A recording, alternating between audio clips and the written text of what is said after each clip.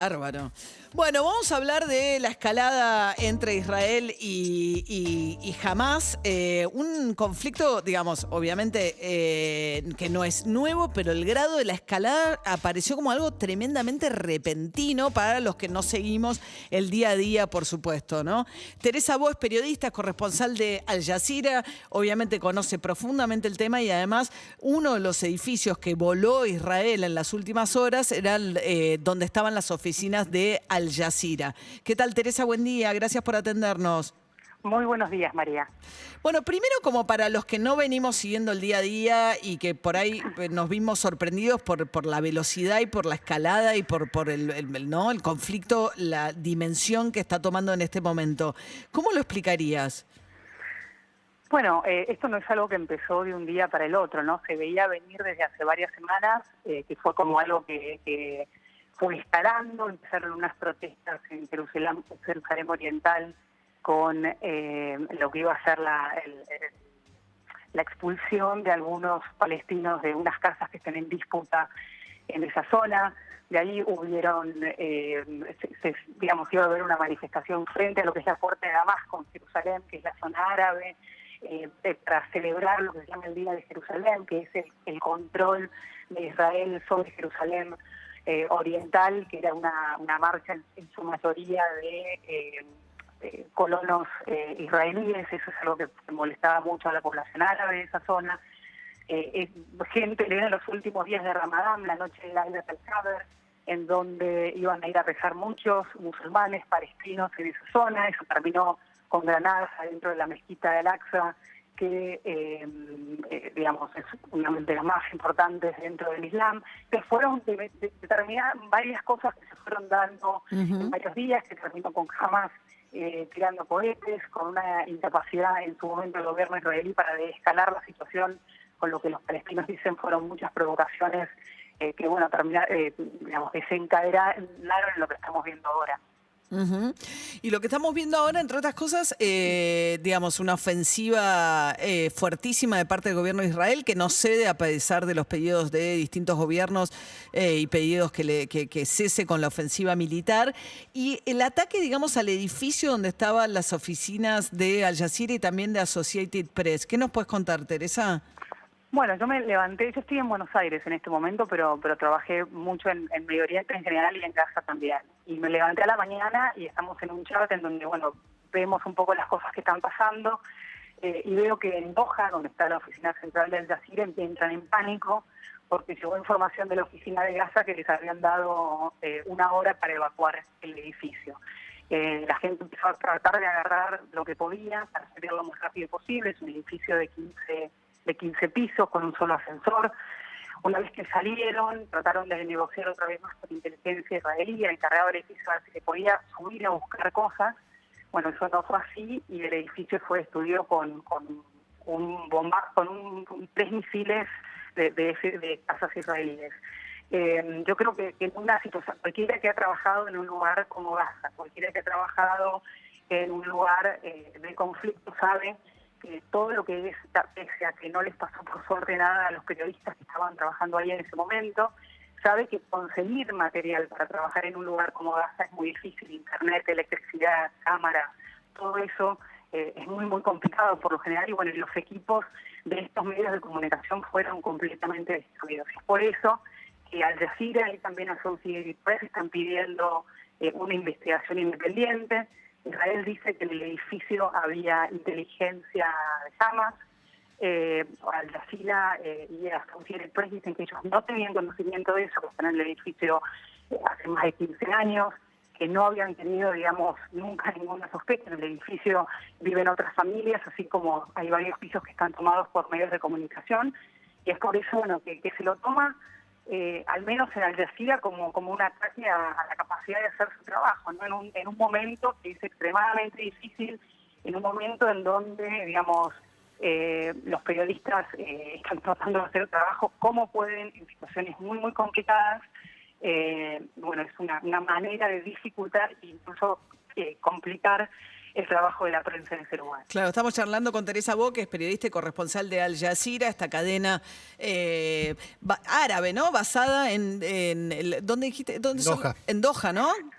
Así es, Al Jazeera es un canal árabe, pero también, bueno, yo trabajo más que nada para Al Jazeera inglés. Tenemos la sede central está en Doha, pero bueno, hay oficinas grandes también en Washington, en Londres y otros países. Claro, que fue cuyas oficinas, pues es muy común, a mí me tocó en Washington trabajar, digamos, aquellos lugares que tienen muchos corresponsales extranjeros, habitualmente distintos medios de comunicación ocupan oficinas en un mismo edificio, ¿no? Que era un poco la modalidad de lo que estabas contando de este edificio que fue bombardeado por Israel, por el gobierno israelí, que tuvieron este preaviso, igual imagínate, ¿no? Que te dan una hora, te dicen vamos a volar el edificio, 15 pisos con un único ascensor, y esto se sumaba, Teresa, por lo que leí, a que en un momento hubo como una falsa información por parte del gobierno israelí a los corresponsales extranjeros diciéndoles que iban a hacer una operación terrestre buscando generar un movimiento determinado de los militantes Hamás para poder atacarlos por sorpresa. Sí, eso es una información que sacó el New York Times y otros medios diciendo que la verdad que fue algo que yo lo estaba siguiendo en vivo porque estaba mirando el Jazeera y todos los medios me saltaban alertas en el teléfono de que iban a entrar por tierra soldados israelíes a Gaza. Y yo miraba al Jazeera y el corresponsal decía, acá no está pasando nada, acá solamente estamos viendo ataques con artillería y ataques aéreos, pero no estamos viendo nada. Y era todo como muy contradictorio. Al parecer, lo que terminaron denunciando algunos medios es que les habían dado información falsa para que salga, y eso es lo que genera, digamos, cuando se dice que va a ser un ataque terrestre, Hamas inmediatamente lo que hizo después es ir a esos túneles que ellos usan para pelear cuando pasa algo como esto, y Israel terminó atacando con aviones esos túneles. Israel dice que esto no fue planeado, pero bueno, nada, habrá que ver quién está diciendo la verdad. Claro, como usar las periodistas para dar una información falsa que conduzca jamás a meterse, ¿no?, en esos túneles terrestres, y entonces atacaron los túneles. Así es.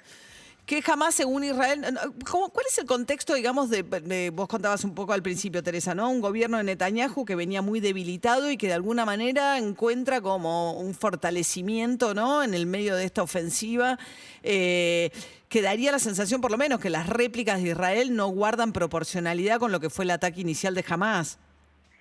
Bueno, yo creo que lo que termina pasando con esta situación es que terminan fortaleciéndose los dos extremos del conflicto. Por un lado tenés el partido Likud, que es de Benjamin Netanyahu.